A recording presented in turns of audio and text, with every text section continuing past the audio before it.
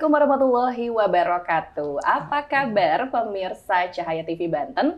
Senang sekali hari ini di penghujung ya, sisa-sisa di tahun 2025.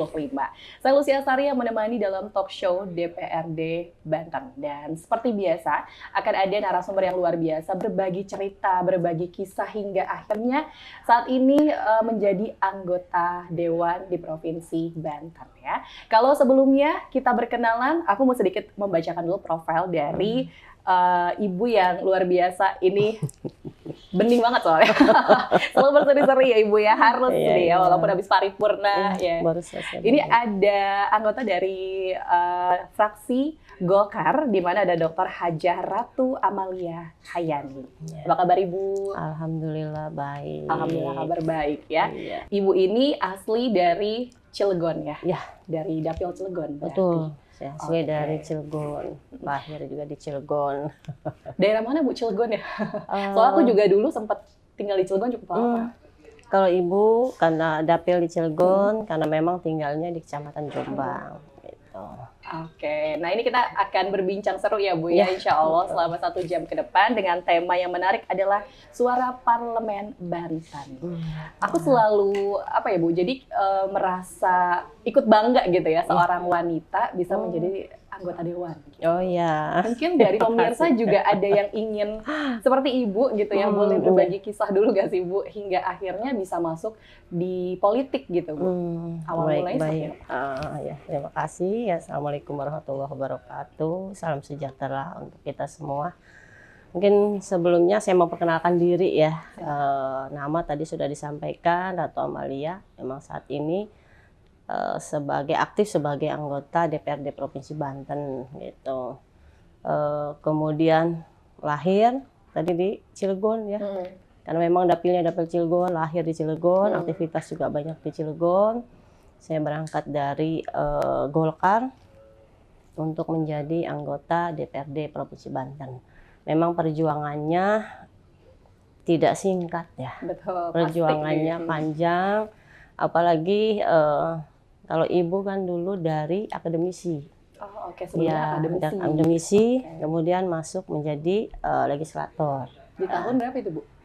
Legislator baru kemarin ini, oke. tahun 2022 ya, 2023 kemarin gitu. Jadi awalnya akademisi, kemudian masuk ke legislator melalui partai Golkar. Ya, ini memang perjuangannya nggak panjang, karena kalau dari dunia pendidikan, dari dunia akademik, mungkin ibu banyak belajar tentang pentingnya ilmu dan integritas ya. Kemudian dari organisasi masyarakat, ibu juga belajar tentang pentingnya kebersamaan, kepedulian. Tapi berbeda dengan di politik ya. Kalau di politik memang banyak belajar tentang bagaimana menjaga kepercayaan masyarakat, amanah masyarakat ini bisa betul-betul dijaga dan diperjuangkan. Oke, jadi berangkat dari akademisi dulu, ya, akademisi, kemudian organisasi kemasyarakatan, baru kemudian masuk ke legislator ya, masuk ke legislatif melalui partainya adalah Partai Golkar. Partai Golkar. Jadi balik lagi nih Bu, dengan biasa kan kalau jadi anggota dewan berangkat dulu dari kisah ini dulu nih ya, merasakan ada banyak yang harus dirubah gitu ya Bu, suara-suara yang ingin didengar gitu ya, kepada pemerintah juga untuk perubahan-perubahan seperti itu ya. Oke, nah kemudian Bu, kalau misalnya tadi tahun 2000 masuk kemarin ya. Sebelumnya pernah nggak sih Bu terpikir gitu ya, hingga masuk ke politik, apa memang ada background keluarga atau gimana? Ya, kalau background keluarga memang keluarga banyak dari berkiprah di politik. Tapi sebetulnya kalau ibu kan akademisi ya, akademisi hanya kalau di akademisi kan memang terbatas ya, memperjuangkannya memang terbatas. Tapi kalau di dewan ya mungkin pengabdiannya lebih besar lagi gitu ya, lebih besar lagi, jangkauannya lebih luas lagi. Sehingga itulah yang menjadi salah satu ya motivasi juga ya untuk menjadi anggota dewan gitu. Gimana Bu jadi seorang anggota dewan di Provinsi Banten? Mungkin bisa berbagi pengalaman juga gitu ya Bu ya, menjadi anggota dewan ini. Ya, Menjadi anggota dewan itu apa ya, pengalaman sangat berharga ya buat ibu khususnya itu. Kenapa? Karena memang menjadi anggota dewan itu kita punya tantangan ya. Kemudian juga selain tantangan ada proses ya, ada proses. Kemudian juga ada kesempatan kesempatan strategis untuk membawa aspirasi masyarakat Kota Cilegon ke tingkat provinsi. Oke, jadi ada banyak nih pasti ya yang disampaikan, tapi nanti kita bahas lebih lanjut lagi. Tadi menarik ya pemirsa, sempat aku di awal bilang, jadi seorang wanita itu bisa gitu ya Bu ya, menjadi seorang anggota dewan juga. Bisa. Membagi waktu juga agak sedikit susah atau gimana nih Bu? Antara menjadi kepala ini ya, keuangan di keluarga, sama di anggota dewan juga, membagi waktunya seperti apa sih? Membagi waktu, memang kegiatan anggota dewan itu cukup padat, tetapi tetap keluarga juga adalah tidak boleh ditinggalkan. Tetap keluarga juga adalah prioritas. Biasanya kalau ibu, karena ibu juga adalah berperan sebagai ibu, ya sebagai istri, maka tetap harus meluangkan waktu untuk keluarga. Salah satunya biasanya kalau di akhir pekan, libur, karena anggota dewan juga ada lah liburnya ya. Jadi ketika libur, kita berkumpul dengan keluarga, bercerita, dan family time lah gitu ya. Harus ada gitu. Atau bisa juga biasanya kita melakukan makan bersama sebelum ibu melakukan kegiatan aktivitas sebagai anggota dewan atau setelahnya gitu. Jadi memang harus ada waktu-waktu luang. Peran ibu sebagai orang tua, sebagai ibu juga adalah sebagai istri gitu. Kalau anak sekarang udah besar Ibu? Udah usia berapa Ibu? Anak ibu alhamdulillah sudah besar-besar ya. Jadi udah bisa ini ya, paham gitu ya kalau orang tuanya lagi kerja gitu ya. Iya, alhamdulillah sudah besar-besar semua. Jadi memang paham tentang kegiatan kondisi ibu dan mereka juga kan bersekolah ya. Jadi pagi sampai sore bersekolah dan memang kita bertemu dengan di akhir pekan. Akhir pekan tetap harus ada waktu luang untuk bertemu. Jadi untuk berbagi cerita, berbagi kegiatan, berbagi pengalaman, dan disitulah kita bertemu dengan keluarga. Itu penting sih. Penting. Jadi family time itu harus ada setiap minggunya lah minimal. Ya, walaupun waktunya sedikit, tapi kita pakai quality time-nya betul-betul. Betul-betul maksimal. Walaupun malam hari tinggal mau tidur gitu ya. Ini obrolan ibu-ibu banget soalnya. Oke Bu, ini kita balik lagi di Kota Cilegon ya Bu ya. Kota Cilegon ini mungkin masyarakat kan melihat sudah maju seperti itu. Kalau berangkat ke sana, pabrik-pabrik juga cukup banyak dan terlihat maju gitu. Tapi di tengah hal tersebut ini di masyarakat banyak tidak sih Bu masalah-masalah yang memang ditemui dari aspirasi dari masyarakat Kota Cilegon sendiri?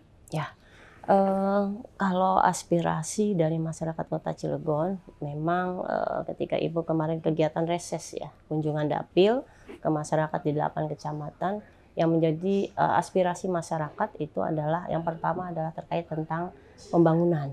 Ya, pembangunan itu setiap titik ibu kunjungan, reses itu selalu ada aspirasi tentang pembangunan, kemudian juga perbaikan infrastruktur. Ini juga menjadi aspirasi masyarakat di Kota Cilegon. Yang kedua, memang aspirasi yang berkembang di masyarakat itu selain pembangunan infrastruktur, yang kedua adalah bantuan pendidikan. Ya, itu juga menjadi aspirasi masyarakat yang selalu disampaikan. Ketika ibu kunjungan ke masyarakat, itu juga menjadi aspirasi yang selalu disampaikan oleh masyarakat. Kemudian yang ketiga, bantuan sosial. Gitu. Bantuan sosial yang memang belum merata, kemudian yang belum tepat sasaran, itu menjadi aspirasi masyarakat juga disampaikan pada saat bertemu dengan ibu. Gitu. Oke, jadi pemirsa, Ibu Amalia ini memang dari Komisi 3 ya? Ya, betul, dari Komisi 3, keuangan, ya, keuangan dan aset daerah. Dan aset daerah. Jadi memang cukup banyak nih pasti kalau udah ngomongin keuangan. Sensitif kalau ya Bu ya. Tapi cukup banyak juga yang disampaikan dari beberapa aspirasi masyarakat. Ini reses yang dilaksanakan terakhir kapan Ibu? Kenapa? Reses yang kemarin ini. Kemarin di bulan November. Di bulan November, dari baru ini. Baru kemarin. Selalu sama atau nggak sih Bu permasalahannya? Permasalahannya sebetulnya kalau isu tentang pembangunan, kemudian tentang infrastruktur, itu kan perbaikan ya, perbaikan. Jadi memang selalu ada. Kemudian kalau tentang pendidikan, kesehatan, itu kan layanan dasar ya. Layanan dasar yang memang harus betul-betul kita perhatikan yang ada di masyarakat. Maka setiap kunjungan biasanya ada saja ya aspirasi masyarakat tentang perbaikan, namanya infrastruktur digunakan oleh masyarakat gitu. Hari ini baik ya mungkin karena sering digunakan akhirnya terjadi kerusakan. Di sini baik, sebelah sana memang perlu perbaikan ya kan, memang walaupun ini disampaikan kadang permasalahannya sama, tetapi tempatnya yang berbeda gitu. Iya. Biasanya di kecamatan ini yang rusak adalah jalan, tapi di sebelah kecamatan yang lain berbeda. Tapi tetap dalam bentuk pengusulan infrastruktur untuk ada perbaikan. Jadi 8 kecamatan ini berbeda-beda ya Bu? Ya. Masing-masing untuk permasalahannya. Ya, ada mengcover dari banyak aspirasi masyarakat juga gitu ya. Ibu sebelum menjadi anggota Dewan sendiri, ada juga nggak sih kayak perasaan yang ingin dirubah dari Kota Cilegon nih Bu? Ya, sebelum menjadi anggota Dewan ya kita berharap bahwa kita ingin melihat Kota Cilegon ini adalah kota industri ya, kota industri. Berarti kalau melihat sebagai kota industri kita berharap berarti kemajuannya secara ekonomi, secara kesejahteraan, ya, secara pendidikan, SDM kita berharap adalah baik gitu. Itu yang diharapkan diharapkan oleh Ibu gitu. Oke, dan ternyata sama gitu ya Bu ya? Ya, ternyata memang perlu ada perbaikan-perbaikan lah. Kalau gitu. di beberapa daerah yang harus menjadi perhatian khusus gitu ya Bu? Di mana Bu kalau di Kota Cilegon ini? Daerah yang menjadi perhatian khusus sebetulnya mungkin dari pembangunan infrastruktur ya atau sebetulnya merata ya. Karena permasalahan di perkotaan dengan perdesaan kan biasanya ada perbedaan. Ya walaupun Cilegon adalah kota, tapi kan tetap ada yang memang tinggal di kota, ada yang agak di pinggir desa. Ya artinya kalau permasalahan di kota itu adalah permasalahannya biasanya lebih banyak kepada lapangan pekerjaan. Gitu, lapangan pekerjaan, masyarakat menginginkan bahwa masyarakat mendapatkan lapangan pekerjaan dengan mudah gitu. Kalau di pedesaan karena memang infrastruktur pembangunan yang mungkin belum merata, nah ini juga menjadi usulan dari masyarakat untuk perbaikan pengembangan pembangunan menjadi lebih baik lagi. Gitu. Cukup tinggi Bu saat ini untuk angka pengangguran di Kota Cilegon sendiri? Ya, angka pengangguran masih cukup tinggi di Kota Cilegon juga di Banten ya, walaupun memang sudah sedikit berkurang, tetapi kan masih banyak pengangguran memang yang terjadi di Kota Cilegon. Kalau tindak lanjut dari DPRD sendiri seperti apa sih Bu melihat hal-hal tersebut gitu ya Bu? Ya. Karena memang ya tadi cukup banyak sekali gitu ya permasalahan atau aspirasi yang ingin didengar oleh masyarakat. Ya. Pemerintah. Ya, menyampaikan ke pemerintah itu kan melalui salah satunya tadi ada kegiatan reses ya. Ada kegiatan reses. Kegiatan reses itu kan salah satunya adalah untuk menyerap aspirasi masyarakat. Ya, ketika kita reses, datang ke masyarakat, kemudian menyerap aspirasi masyarakat, kita tahu juga menyerap informasi, permasalahan, kebutuhan masyarakat itu apa. Nah, dari kegiatan ini kita tahu bahwa memang perlu apa yang menjadi permasalahan masyarakat itu bisa secepatnya dibenahi. Baru nanti kita usulkan. Ya, dari hasil reses kita usulkan menjadi rencana kerja pemerintah daerah untuk tahun berikutnya. Sehingga pemerintah daerah buat program itu adalah sesuai dengan kebutuhan yang dibutuhkan oleh masyarakat. Gitu. Sesuai dengan aspirasi masyarakat, ya ini yang kita harapkan. Dan ini kalau misalnya kita lihat kan agenda dari fraksi Golkar juga cukup banyak gitu ya Bu ya. Iya, Akhirnya ini lagi ada agenda apa aja sih Bu di fraksi Golkar sendiri yang lagi dikerjakan juga di komisi? Oh, di Komisi 3 ya. Terkait dengan kegiatan yang ada di Komisi 3, karena Komisi 3 itu adalah membidangi keuangan, kemudian aset daerah. Ya memang kita sedang melakukan pengawasan karena tugas fungsi anggota dewan itu adalah melakukan pengawasan ya. Makanya adalah pengawasan di bidang keuangan, kemudian aset daerah. Gitu. Oke, jadi masih terus nih Bu ya? Ya, nggak ada libur ya? Terus ya, yang penting ini untuk masyarakat seperti itu ya. Tapi kalau dari peran fraksi Golkar sendiri ya dalam menjalankan tugas sebagai anggota DPRD ini seperti apa? Ya,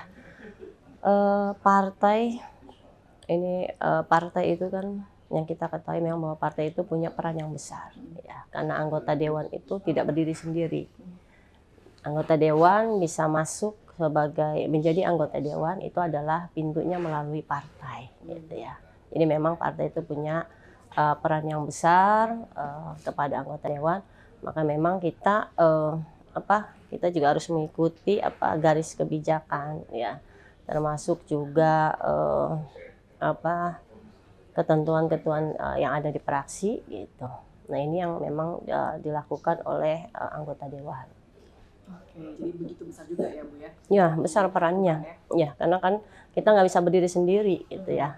Kita bisa jadi anggota dewan, seseorang bisa menjadi anggota dewan itu kan pintunya melalui partai. Jadi memang partai itu adalah punya peran yang sangat besar. Gitu. Sedang persiapan sudah juga ya kemarin? Ya, betul. Kota Serang ya Bu ya? Ya, betul. Sekarang sedang Kota Cilegon juga akan mengadakan. Jadi memang seprovinsi Banten. Iya, kabupaten kota gitu. Ya, tadi juga sempat paripurna ya Bu ya? Iya. Sebelum kita berdialog ini ya. Paripurna bahas apa Bu? Kenapa? Penetapan anggaran. Penetapan anggaran untuk 2026 iya. Ya Bu ya? Aset lagi nih yang dibahas. Ya, keuangan lagi. Efisiensi lagi. Efisiensi. Ya, mempengaruhi nggak sih Bu ini efisiensi yang saat ini mungkin sedang dilakukan juga di beberapa daerah? Iya. Efisiensi itu mempunyai pengaruh, ya punya pengaruh karena ada pembatasan fiskal ya. Berarti kalau ada pembatasan fiskal, mau tidak mau ada beberapa program juga yang memang harus kita batasi gitu ya. Cuman hanya memang terkait dengan kepentingan masyarakat ya, kebutuhan masyarakat mungkin tidak kita kurangi ya. Tetapi bentuk pengendaliannya itu adalah biasanya di belanja rutin ya. Belanja rutin yang memang nanti dikurangi, tetapi kepentingan-kepentingan untuk kebutuhan masyarakat itu tetap tidak kita kurangi. Jadi sejauh ini beberapa kegiatan juga tidak berhenti gitu ya, walaupun memang efisiensi dilakukan. Kegiatan, ya. Kalau untuk efisiensi kan memang untuk kegiatan masyarakat sebetulnya tidak ada efisiensi ya. Ya, tetap selama itu adalah kepentingan masyarakat itu harus dilaksanakan. Jadi nanti pengurangannya adalah di belanja rutin gitu. Belanja rutin itu ada pengendalian di belanja rutin, termasuk juga adalah peningkatan dari belanja modal menjadi belanja dari belanja modal memang belanja produktif gitu. Kan pengendalinya di situ peningkatannya sehingga tetap walaupun efisiensi kegiatan itu bisa tetap terlaksana. Harus ini ya. Jadi memang dari pemerintah juga mengupayakan, dorongan dari DPRD juga terus gitu ya. Jadi bisa tetap seimbang dan program-program juga bisa tetap berjalan seperti itu. Ya. Jadi kalau melihat juga dari Komisi 3 DPRD Banten yang menaungi bidang keuangan dan juga aset daerah nih Bu ya, menilai kondisi dari pengelolaan di dua hal tersebut nih. Ya. Kalau secara pribadi ya berbicara tentang keuangan dan aset daerah ya, di Provinsi Banten memang masih perlu peningkatan, terutama yaitu adalah penguatan di dalam sistem pengawasan. Itu yang pertama. Kemudian yang kedua, selain sistem pengawasan adalah pemanfaatan teknologi digital untuk melakukan inventarisasi aset yang ada di Provinsi Banten. Selain itu juga yang ketiga adalah sinergi ya sebetulnya antara OPD dengan OPD. Nah ini juga menjadi bagian yang penting untuk terus kita tingkatkan. Gitu. Sistem pengawasan juga berarti perlu sekali. Ya, itu yang paling penting pertama adalah itu peningkatan sistem pengawasan. Jadi penguatan sistem pengawasan itu adalah diperlukan supaya apa? Supaya nanti keuangan kita kan tantangannya biasanya di dalam keuangan, di bidang keuangan tantangannya itu adalah bagaimana kita bisa menggunakan anggaran ini dengan transparan, akuntabel dan tepat sasaran gitu. Nah ini bisa seperti itu adalah salah satunya adalah harus ada pengawasan, sistem pengawasan yang memang bisa untuk mengawasi bahwa keuangan itu bisa berjalan secara tadi. Gitu. Oke, kalau penetapan anggarannya di 2026 sama tahun ini cukup banyak nggak perubahan-perubahannya? Perubahan-perubahannya itu tadi karena ada kebijakan fiskal ya, ada keterbatasan ya, memang ada pengurangan. Nah itu pengurangan pendapatan, maka kemudian penetapannya juga berkurang. Gitu. Oke baik, Ibu ini melihat kan sekarang program-program dari Pak Gubernur juga cukup banyak yang sedang dilaksanakan gitu ya Bu ya. Seperti ada sekolah gratis, betul. Kemudian juga Bang Andra gitu, perbaikan jalan ke desa-desa gitu ya. Kalau di Kota Cilegon sudah seperti apa Bu? Kalau perbaikan jalan dan juga yang lain ada juga nih. Ya, sebetulnya kalau program Provinsi Banten itu kan untuk seluruhnya ya, termasuk karena Kota Cilegon adalah masuk di dalam bagian dari Provinsi Banten. Program yang sudah dicanangkan ataupun program yang memang sudah berkaitan dengan masyarakat itu sebetulnya sudah dilaksanakan. Seperti salah satu tadi ada program sekolah gratis ya. Sekolah gratis itu kan juga sudah dilaksanakan ya, sudah berjalan. Tinggal memang yang perlu kita lihat bukan hanya program ini bisa berjalan dengan baik, bukan masyarakat itu memang betul-betul gratis, tetapi juga harus kita lihat kualitasnya. Gitu. Jadi bukan hanya sekedar bahwa pendidikan itu gratis, tetapi mutu pendidikannya juga harus menjadi perhatian kita bersama.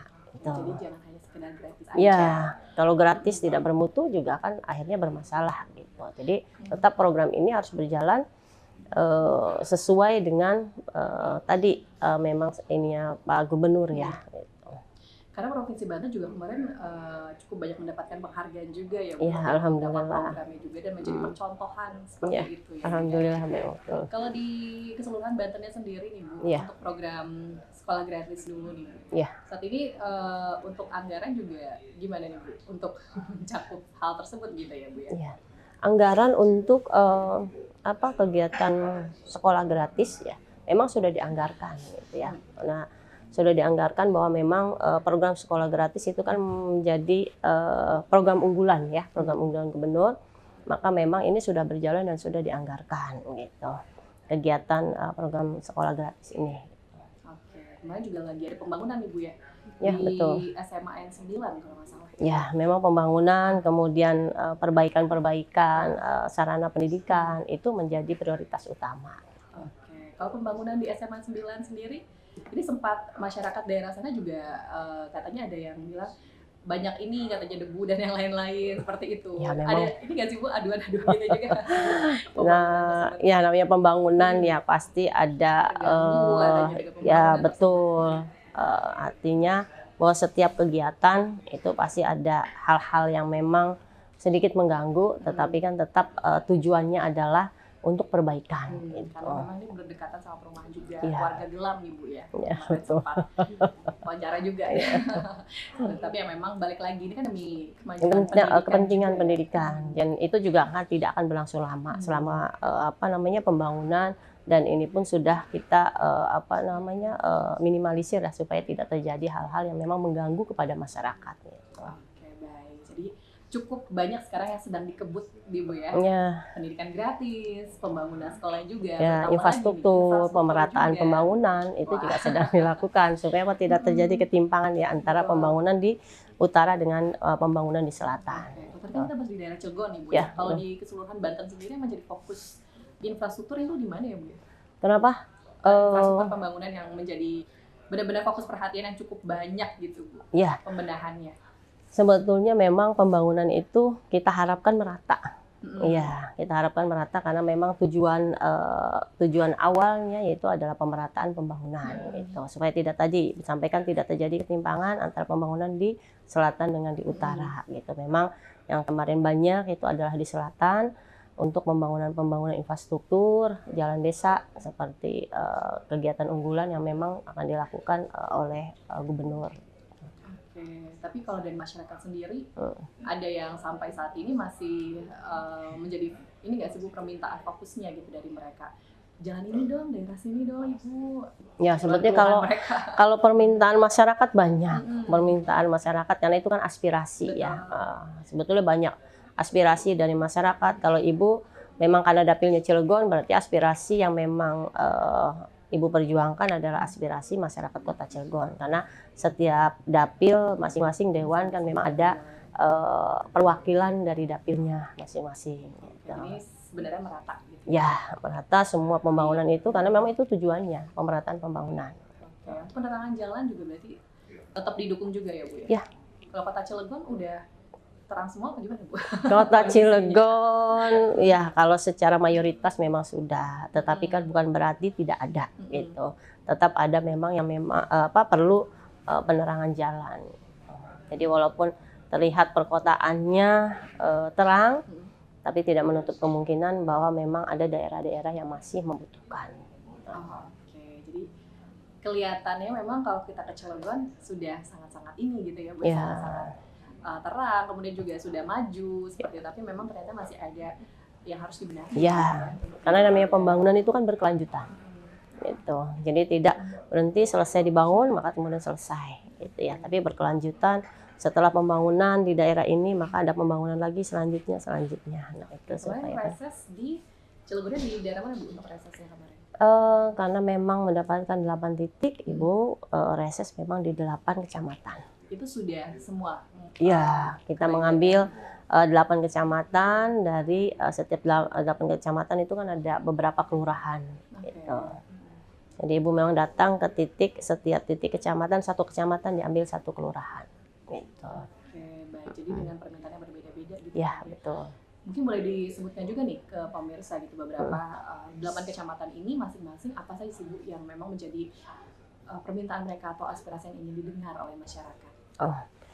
Dari 8 titik yang memang Ibu kunjungi, seperti yang tadi Ibu sampaikan, aspirasi masyarakat itu masih banyak. Yang pertama adalah tentang perbaikan infrastruktur. Oke, Ya, dari jadi mana menjadi fokus? karena memang Ibu 8 kecamatan dan hampir 8-8-nya itu ada, yaitu baik mau itu bentuknya normalisasi sungai, ataupun karena terjadi pendangkalan kemudian akhirnya terjadi banjir, kemudian drainase, jalan desa gitu. Jadi memang setiap kecamatan infrastruktur tetapi di dalam usulan yang berbeda gitu. Jadi kalau di Purwakarta contohnya usulannya adalah karena normalisasi sungai, karena terjadi pendangkalan maka yang diusulkan adalah itu. Kemudian beda lagi nanti di Kecamatan Cibeber karena memang jalan desanya yang rusak, maka usulannya adalah perbaikan infrastruktur di jalan desa gitu. Ada lagi di Ciwandan karena butuhnya adalah penerangan, maka yang diusulkan adalah tadi penerangannya. Jadi memang ada perbaikan infrastruktur tetapi berbeda-beda gitu. Oke, tapi untuk normalisasi yang tadi di Purwakarta ya, Bu ya? Ya. Ini sudah mulai atau seperti apa, Bu, untuk normalisasi ini? Belum, karena kan itu baru diusulkan. Baru usulan. Iya, kita Karena usulkan. banjir ya, Bu ya? Ya, karena memang ada banjir. Maka ini harus secepatnya kita usulkan supaya tidak terjadi, apalagi kalau musim penghujan ya. Itu menjadi kekhawatiran masyarakat kalau terjadi banjir. Karena kalau sudah banjir kan dampaknya banyak ya. Dari kerusakan, kemudian penyakit dan lain sebagainya, itu juga akan menjadi akibat yang tidak baik kepada masyarakat. Gitu. Dan ini mungkin ada warga Cilegon juga yang ikut menyaksikan saat ini di Cahaya TV Banten gitu ya. Mungkin ada banyak yang ingin disampaikan, seperti salah satunya adalah lapangan pekerjaan seperti itu. Mereka ingin warga-warga lokal sana mendapatkan pekerjaan gitu kan, karena banyak sekali pabrik-pabrik yang akhirnya memang menyerap tenaga luar gitu ya, Bu. Ibu melihatnya seperti apa sih, Bu? Ya. Kota Cilegon itu adalah kota industri, tetapi memang industrinya adalah industri besar, pabrik-pabrik besar, sehingga bukan padat karya, tetapi padat modal.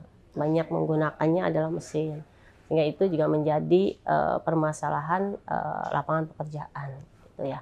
Jadi karena padat karya, maka ke depan kita berharap bahwa memang UMKM, ya, kemudian ekonomi lokal itu bisa ditingkatkan, gitu. Karena dengan UMKM, kemudian ekonomi lokal masyarakatnya juga ditingkatkan, ini juga bisa menjadi mengurangi pengangguran di masyarakat. Itu yang pertama. Yang kedua, untuk menanggulangi pengangguran mungkin bisa dengan juga dilaksanakannya pelatihan-pelatihan. Karena memang masalah klasiknya kadang ketika masuk di perusahaan, masuk di pabrik, tetapi skillnya tidak sesuai. Itu kan permasalahannya ya. Jadi ada lowongannya, tetapi sertifikasinya tidak masuk, ya. Skillnya nggak masuk yang dibutuhkan, skill A, tetapi masyarakatnya tidak punya. Nah, ini kan, ya akhirnya tetap tidak terserap. Maka ini kan perlu pelatihan, tetapi pelatihan yang memang berstandar nasional, sehingga setelah pelatihan masyarakat punya sertifikat, kemudian ada tindak lanjut. Gitu. Jadi bukan hanya sekedar pelatihan menghabiskan anggaran, tapi betul-betul pelatihan yang berstandar nasional. Mereka punya betul-betul keahlian yang nanti terjun ke dunia kerja, dia bisa melakukan itu. Tapi kalau sejauh ini sudah ada belum sih, Bu, pelatihan-pelatihan yang memang dibutuhkan seperti itu yang sudah pelatihan-pelatihan sudah, cuman kan hanya bertahap ya, tidak jumlahnya tidak banyak. Kita berharap tiap tahun juga ada pelatihan gitu. Maka ini bisa tercover memang masyarakat yang membutuhkan pelatihan. Oke. Kalau biasanya kalau ibu-ibu di sana juga ada pelatihan-pelatihan gitu juga biasanya di tiap-tiap daerah, tiap desa itu Ya, juga perlu berarti dilihat seperti itu ya Bu? ya sebetulnya pelatihan itu untuk peningkatan ekonomi keluarga, ya peningkatan ekonomi keluarga. Jadi bisa pelatihan itu tinggal segmennya saja. Mau pelatihannya kepada ibu-ibu berarti berbeda gitu. Pemuda juga berbeda lagi. Gitu. Oke, kalau melihat Ibu sampai dengan tahun 2025 ini, Ya. perubahan-perubahan yang sudah terjadi gitu ya, baik dari segi infrastruktur, kemudian juga dari pendidikan dan yang lainnya, seperti apa Ibu melihat di Kota Cilegon? Ya, kalau Kota Cilegon perubahan itu alhamdulillah ya, sudah terjadi perubahan kalau melihat Kota Cilegon zaman dulu dengan sekarang, gitu ya. Dengan adanya program-program unggulan sebetulnya sudah masyarakat sudah ada perubahan yang baik gitu. Hanya perubahan ini kan nggak bisa stop di sini, tetap harus continue berkesinambungan gitu ya. Hingga perubahannya bisa terus menjadi lebih baik lagi. Oke, yang masih harus ditingkatkan apa nih Bu kira-kira? Selain tadi gitu ya benar-benar permasalahan itu ya, yang benar-benar gitu Bu harus ditingkatkan dan di mana nih Bu kira-kira untuk di Kota Cilegon? Di Kota Cilegon, ya. Khusus untuk di Kota Cilegon peningkatan yang pertama tadi perbaikan infrastruktur juga harus terus kita perbaiki ya. Kemudian yang kedua adalah SDM, sumber daya manusianya. Maka program pendidikan tadi, program pendidikan gratis ini, kemudian juga beasiswa. Kemudian untuk menanggulangi pengurangan pengangguran, ini juga kan bisa dengan kegiatan link and match pendidikan vokasi gitu. Jadi ini yang perlu ditingkatkan. Kalau biasanya rata-rata dari masyarakat Kota Cilegon ini menyerap dari tenaga kerja yang dibutuhkan di sana itu lebih di usia-usia fresh graduate atau gimana nih Bu melihat? Yang justru fresh graduate ini masih banyak yang belum dapat kerja juga atau mereka yang sudah usia udah di atas 30 juga masih cukup banyak gitu Bu. Rata-rata usia berapa sih Bu yang masih belum mendapat pekerjaan? Yang masih belum mendapatkan pekerjaan sebetulnya banyak ya. Banyak dari fresh graduate-nya juga ada gitu. Kemudian yang lulusan lama juga masih ada gitu. Jadi memang gitu ya. Ada aja gitu ya. Iya, karena itu usulan-usulan masyarakat itu kan selalu tentang bagaimana lapangan pekerjaan ini bisa dengan mudah mereka dapatkan. Itu usulan masyarakat ya. Karena memang pengangguran ini kan memang harus kita kurangi gitu ya. Dan ini memang permasalahan bukan cuma di Kota Cilegon sih Bu. Betul, ini permasalahan dan bukan di Provinsi Banten saja, tetapi secara nasional. Tetapi kan ini sedang kita upayakan supaya tidak terjadi penambahan pengangguran. Bu, ini kalau kita berbicara aset nih Bu ya. Karena kalau efisiensi ini ada ini nggak sih Bu? Pengaruh juga nggak sih dari segi-segi aset, mungkin dari kendaraan atau yang lainnya juga kalau Ibu melihat di apa perlu gitu Bu untuk pengurangan hal tersebut? Ya, untuk efisiensi anggaran itu kan memang punya dampak positif ya. Kenapa? Karena memang kita bisa mengendalikan ya belanja modal. Kita bukan belanja modal, kita bisa mengendalikan belanja rutin yang memang non prioritas gitu. Jadi itu yang pertama. Yang kedua, dengan efisiensi kan kita bisa meningkatkan tadi belanja modal menjadi belanja produktif gitu. Maka ini dengan ada efisiensi sebetulnya ada dampak positifnya, tetapi kalau pembatasan fiskalnya ini terlalu besar juga, saya juga khawatir akan berdampak kepada program-program yang memang seharusnya bisa dilaksanakan. Contohnya apa nih Bu? Program-program yang harusnya bisa dilaksanakan pada akhirnya juga. Ya, contohnya seperti kita keterbatasan fiskal ya, keterbatasan anggaran. Yang seharusnya pembangunan, contohnya perbaikan infrastruktur, program unggulan dilaksanakan pada tahun ini, tapi karena keterbatasan anggaran maka tidak bisa dilaksanakan. Oke, baik. Ibu ini kan melihat dari beberapa persoalan gitu ya, cukup banyak sih, karena kalau kita bahas satu persatu mendengarkan semua aspirasi masyarakat, ingin pasti ya Bu ya semua didengar gitu ya. Pernah ada pengalaman nggak sih Bu mendengarkan aspirasi masyarakat dan benar-benar sampai akhirnya tersentuh gitu Bu, ingin mengadakan suatu perubahan untuk masyarakat di Kota Cilegon? Ada cerita-cerita mungkin ke Ibu Amalia atau Oh, ya untuk cerita yang memang menarik ya, ketika berkunjung bertemu dengan masyarakat, ya salah satunya itu tadi adalah kalau dengan anak-anak muda itu biasanya tentang pengangguran, ya karena masih banyak apa namanya orang-orang yang memang menganggur sehingga memang butuh kemudahan untuk lapangan pekerjaan gitu. Karena kan ini dampaknya kepada ekonomi masyarakat, kepada ekonomi keluarga ketika kepala keluarga contohnya dia tidak bekerja. Nah, ini juga akan berdampak kepada ekonomi masyarakat gitu. Jadi cukup banyak berarti Bu ya. Ada yang benar-benar menjadi tulang punggung keluarga juga mungkin ya. Ya, ada Yang saja. orang tuanya udah gak ada atau seperti apa gitu. Karena kan kalau kita melihat ke hal tersebut, ingin ikut mengadakan perubahan gitu ya masyarakat sendiri. Kemudian ada apa lagi nih Bu untuk cerita-cerita mungkin dari keluhan masyarakat yang benar-benar membuat Ibu Amalia menjadi tersentuh gitu Bu? Ya, untuk aspirasi masyarakat ya salah satunya selain tadi itu adalah memang bantuan bantuan sosial. Ya, bantuan sosial masyarakat kita kan masih banyak yang membutuhkan bantuan sosial, hanya kadang memang tidak tepat sasaran. Masih ada tidak tepat sasaran. Kemudian juga masih belum ada yang dapat. Nah, itu juga menjadi permasalahan. Jadi tidak merata gitu ya? Ya, tidak merata dan memang tidak tepat sasaran. Yang seharusnya tidak mendapatkan, yang seharusnya dia mendapatkan kemudian tidak mendapatkan. Nah, sedangkan orang tersebut adalah betul-betul membutuhkan untuk mendapatkan bantuan sosial. Berarti mereka ini sebenarnya menunggu gitu ya untuk bantuan sosial ini datang. Betul, kalau memang betul dia membutuhkan kemudian tidak tepat sasaran kan akhirnya itu tadi. Yang membutuhkan mereka tidak mendapatkan, justru yang tidak membutuhkan mendapatkan. Nah, ini ya adalah yang perlu kita evaluasi, biasanya data penerima.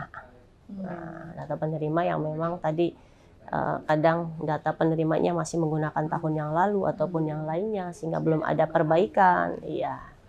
Kemudian jatuh di tahun ini, di data tahun sebelumnya, kemudian dianggarkan tahun selanjutnya, kemudian turun sehingga datanya berbeda. Jadi mungkin pemirsa Cahaya TV juga yang sekarang punya beberapa tadi ya aspirasi, tapi juga di balik itu semua ada banyak perubahan juga yang sedang dibenahi sedikit demi sedikit pastinya Bu ya. Akan ada perubahan insya Allah beberapa tahun ke depan lagi dan mudah-mudahan semoga berjalan terus gitu ya yang sekarang lagi benar-benar cari pekerjaan. Betul. Karena PHK juga lagi cukup banyak ya Bu ya. Betul. Di Kota Cilegon juga cukup banyak nggak sih Bu kalau PHK kalau misalnya aspirasi masyarakat kena PHK nih Bu atau ya ada saja tapi memang tidak besar gitu karena memang alhamdulillah kegiatan perekonomian di Kota Cilegon berkembang walaupun memang tidak pesat gitu ya. Jadi memang kalau PHK perusahaan ya sebetulnya hanya pengurangan dan memang alhamdulillah tidak PHK besar-besaran dan ini kita jaga supaya tidak terjadi gitu. Karena kalau ini terjadi ini berdampak kepada kesejahteraan masyarakat. Iya, ekonomi masyarakat akhirnya akan terpuruk juga. Bu, ini kita beralih nih Bu, kalau misalnya di Provinsi Banten juga kan kemarin sempat mengadakan penghapusan denda pajak betul. Jadi kalau dilihat ternyata belum banyak gitu Bu yang memaksimalkan juga ya untuk menggunakan momen-momen tersebut. Padahal kan setiap tahun selalu ada saja gitu penghapusan denda pajak dan cukup banyak gitu ya. Ibu melihatnya seperti apa sih Bu? Ya, Ibu melihat program penghapusan denda pajak ini sebetulnya ini program yang memang dampak positif ya, kenapa? Karena menyadarkan masyarakat mereka yang belum membayar pajak akhirnya kemudian membayar pajak gitu. Tapi memang secara keseluruhan belum maksimal masyarakat itu punya kesadaran untuk membayar pajak. Jadi memang sayang sekali butuh memang butuh memotivasi lagi ya, untuk meningkatkan kesadaran masyarakat bahwa membayar pajak itu tidak harus menunggu penghapusan, karena sebetulnya kita berharap bahwa program penghapusan ini kan juga harus hati-hati ya. Karena kita khawatir masyarakat tidak mau bayar pajak, nanti saja nunggu penghapusan gitu. Nunggu Jadi, aja lah gitu iya, akhir tahun. nunggu nanti ada penghapusan. Kita berharap bahwa pemerintah punya nanti strategi ya, punya program yang memang berkelanjutan, bisa meningkatkan kesadaran masyarakat untuk membayar pajak tanpa harus ada penghapusan. Iya, karena memang ini kami menganggap bahwa ini adalah program strategis jangka pendek ya. Tapi jangka panjangnya kita harus punya program bahwa kesadaran itu tumbuh dari diri sendiri, bukan karena program-program itu. Kita berharap seperti itu.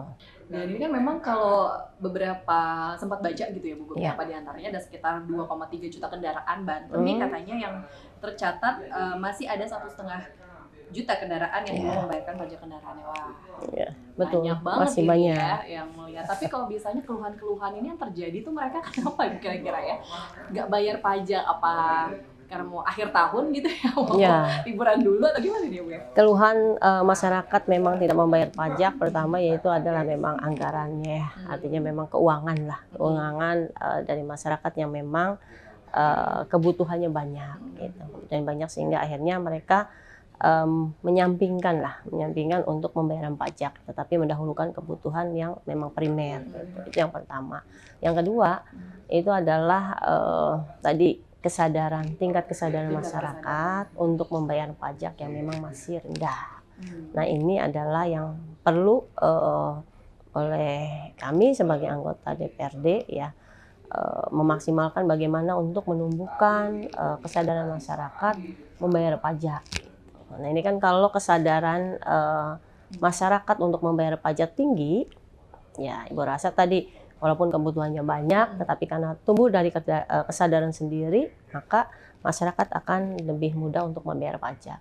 Jadi itu permasalahannya sebetulnya. Iya, memang keuangannya yang tidak ada, kemudian yang kedua kesadarannya juga rendah. Karena kesadaran rendah akhirnya kan ya itu tadi, masyarakat memang tidak tumbuh dari kesadaran sendiri untuk bisa membayar pajak. Maka perlu dorongan-dorongan. Nah, salah satunya yang kemarin itu ada pemutihan pajak. Kita berharap bahwa ini efektif gitu. Ya memang efektif ya, karena memang pada hari pertama ketika dibuka penghapusan denda pajak, ya alhamdulillah kita mendapatkan PAD dalam satu hari itu kan 15 miliar gitu. Tetapi kan kita tidak bisa terus-menerus ada program ini, karena program ini kan program Ibu anggap strategis tetapi jangka pendek. Tapi iya gitu, nggak mungkin pemerintah setiap hari.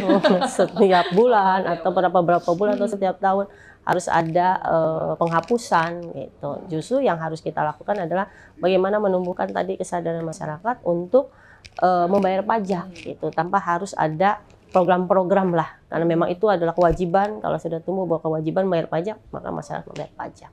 Kita berharap seperti kewajiban. Itu. Iya. Jangan nunggu pemutihan dulu. Iya, jadi tumbuh kesadaran itu gitu.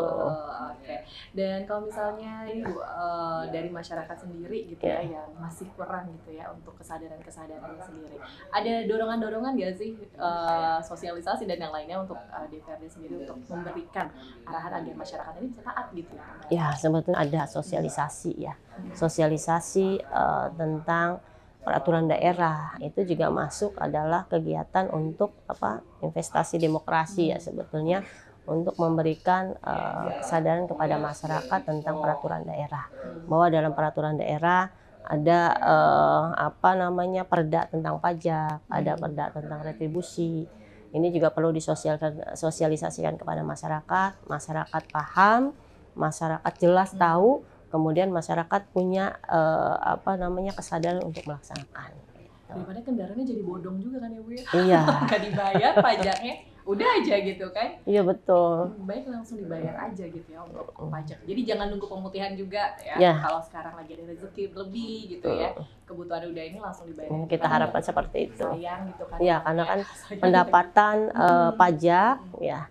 Pendapatan Provinsi Banten itu kan salah satunya memang yang paling banyak masuk itu adalah dari pajak kendaraan bermotor. Walaupun memang pendapatan itu selain dari pajak kendaraan bermotor, ada pajak air permukaan, ada pajak alat berat, kemudian ada pajak rokok, option pajak MBLB ya. sebetulnya banyak, tetapi yang masih menjadi pendapatan utama kita yaitu adalah pajak kendaraan bermotor gitu. Kalau masyarakat punya kesadaran untuk membayar pajak kendaraan bermotor, ini PAD kita cukup besar gitu. Dan akan kembali kepada masyarakat, karena kan PAD untuk apa? Untuk tadi menganggarkan anggaran APBD untuk membangun infrastruktur, untuk apalagi bantuan pendidikan dan lain sebagainya, itu adalah akan kembali kepada masyarakat. Jadi semoga nih yang lagi jadi permasalahan sekarang gitu ya, betul. dengan kesadaran balik lagi semua yang lagi jadi permasalahan di ini ya Bu ya, disiasati dan sudah dihilangkan gitu, kayak pengangguran, bisa ada lapangan kerja baru, infrastruktur juga. Baik Ibu, ini kalau kita flashback gitu ya Bu, seandainya gitu, kalau Ibu tidak jadi anggota Dewan, Ibu sebenarnya ada nggak sih cita-cita gitu ya Bu? Dari kecil kan, kalau kecil kan mau jadi dokter, mau jadi guru atau apa gitu ya. Gimana Bu, ada nggak sih Bu sebelumnya? Sebelumnya memang menjadi anggota Dewan itu adalah bukan cita-cita Ibu, ya, karena memang cita-cita Ibu adalah tadi menjadi akademisi. Jadi akademisi, berarti sudah tercapai ya? Sudah menjadi akademisi. Dan memang Ibu berawal perjalanan politiknya memang dari akademisi.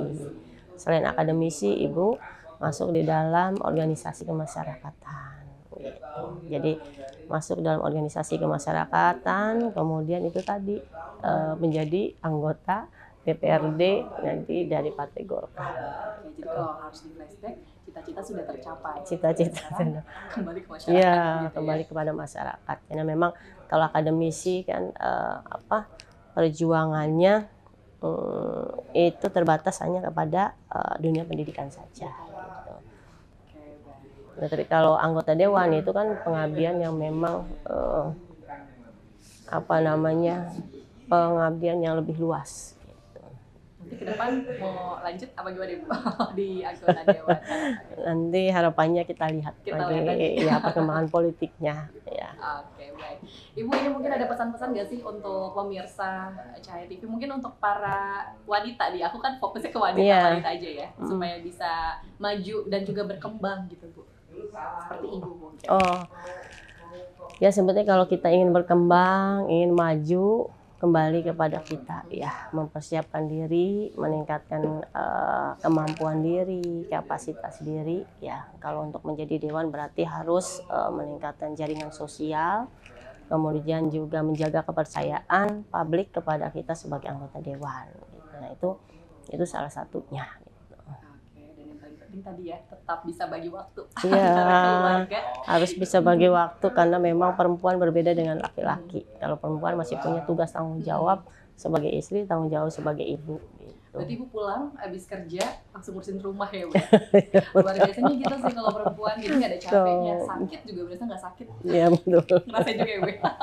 Pasti deh ya, harus tetap terus gitu kerjanya di luar. Iya, untuk masyarakat juga. Betul, untuk masyarakat. Jadi ada waktunya lah.